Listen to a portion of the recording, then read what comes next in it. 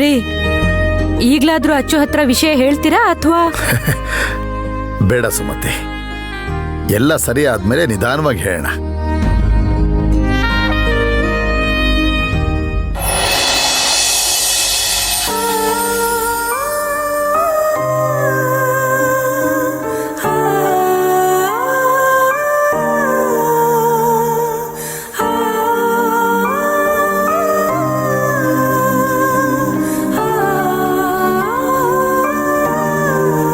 ಶಾಂತಿ, ನೀನ್ ಎಲ್ಲಿದ್ದೀಯಾ?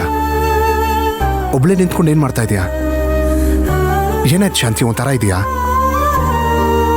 ಚಿನ್ನು, ಒಂದ್ ಕಡೆ ನನಗೆ ನನ್ ಮಗ ರಾಘವ್ ತುಂಬಾ ನೆನಪಾಗ್ತಾನೆ. ಇನ್ನೊಂದ್ ಕಡೆ ಈ ವಿಕಾಸ್ ಏನಾದ?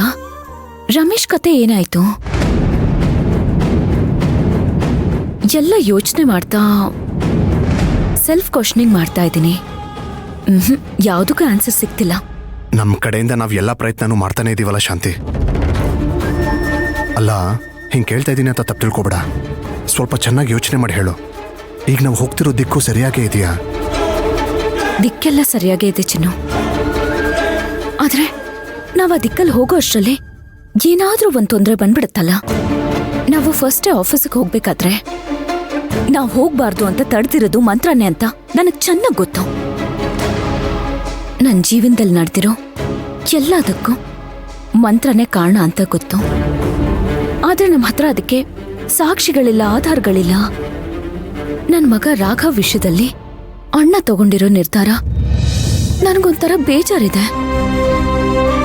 ಆದ್ರೆ ಅದರಲ್ಲಿ ಸಂತೋಷದ ವಿಷಯ ಏನು ಗೊತ್ತಾ?